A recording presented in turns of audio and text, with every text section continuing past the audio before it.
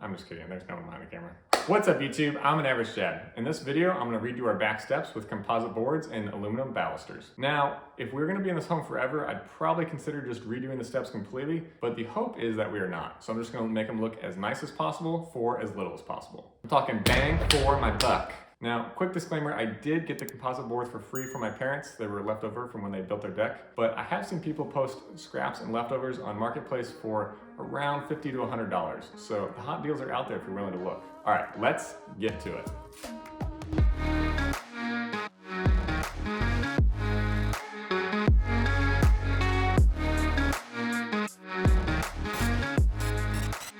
All right, first I'll remove a couple screws that were in some of the balusters, and then it's time to knock them all out. And yes, this part was pretty fun. Next I'll remove these stair treads, during which I broke one of the stringers. So I glued that back together, but then later broke it again and had to fix it with screws. So that was pretty cool.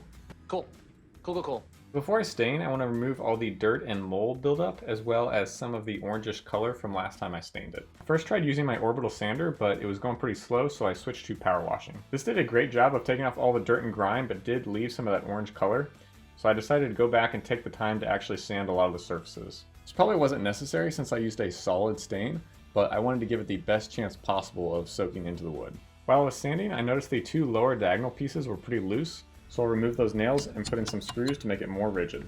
On the lower end of both of them though, this resulted in a noticeable gap between the post and the diagonal piece, so I filled that with a wood shim. Now, yes, the best thing to do would have been to cut a new diagonal piece, and the shims are not treated wood, so you can go ahead and light me up for that in the comments. But remember, I'm going for the most bang for my buck on this project, and when I glob on a lot of the stain on top of this, it is going to look a lot better than a noticeable air gap. After that, I'll remove just a couple more nails sticking out and reinforce a couple areas with screws. Now, the composite boards I'm going to use for the treads are more flexible than wood. Manufacturers usually recommend about 12 inches of spacing to supports, but these existing stringers are custom cut, so instead of getting new ones and cutting them to match, I'm cutting the old treads into support pieces. Now initially here I am just putting one screw in each side because I was worried about the board splitting, but I did have a couple break in the first week, so if I were to go back and do it again, I would have put a couple screws on both sides with pilot holes to make it a little bit stronger. Now to repair some of the cracks in the wood, I'm going to use this Bondo wood filler. So it's a two-part mixture, so I'm going to mix part of this base with a stripe of the cream hardener over the top. And once I mix that up, I'll have about 3 to 5 minutes to work with it. So I'll go ahead and spread that into some of the larger cracks in the wood, and this should prevent them from getting worse and new ones forming. Since the working time is only 3 to 5 minutes, I did have to mix quite a few batches so that I could cover all the spots I wanted to. You gotta be careful though, because if you mix too much and it partially cures, it'll become wasted. Shout out to all the people who got that reference. Here's an example where I fixed a little bit larger void with the Bondo. If you want to see more details on that, check out the short I made on it. Once all the Bondo wood filler is cured, I'll go back and sand all those surfaces down so that they are ready for stain. And then I'll blow it off with my air compressor to make sure there's no dust. Since I ended up using Bondo wood filler in so many spots, we ended up going with a solid stain.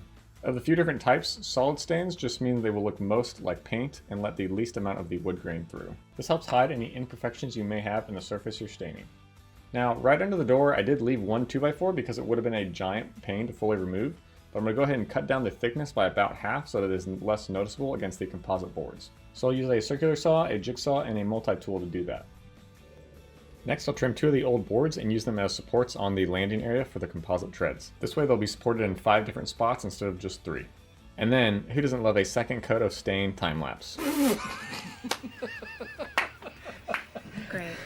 Alright, well after all the stains done, I'll cut some of the composite boards into the stair treads. Since I don't have a sliding miter saw, I'll have to flip them over to get that last centimeter or so. Then I'll attach them using these screws meant for composite deck boards. These have a different thread for the wood portion and the composite deck portion. When I screw these in, I'll just have to make sure to not run into these screws holding the horizontal supports. These screws are self-tapping, so they don't require a pilot hole, but it's best to wait until that hole is really started well before pushing hard. And as you'll see, it took me quite a few times for the driver slipping off the screw to learn that. You know, this is just average dad, not learn well from his mistakes dad.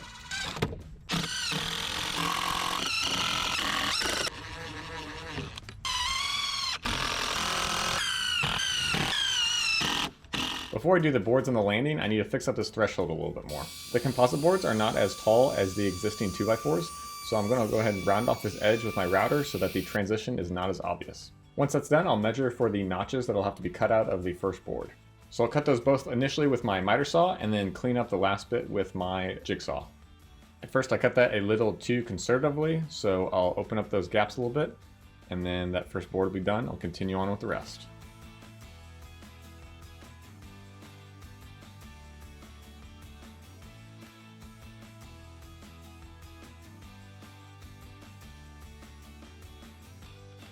So these are the flat aluminum balusters I went with. They are a little bit flexible, but they were pretty affordable and allowed for easily installation, just screwing them in from the side. So the way I did this was measuring the horizontal and then vertical spots of the top hole. I drill a pilot hole at that location and then attach the baluster using the top screw. Then I'd use my level to make sure it was in the correct position before drilling the bottom pilot hole and installing the bottom screw. This worked pretty well, and I was able to install all the balusters in less than an hour and a half. For the cost for this project, the Bondo wood filler was $26, the solid stain was $49, the deck screws were $12, and the metal balusters were $160, for a grand total of $247. All right, let's take a look at the before and after.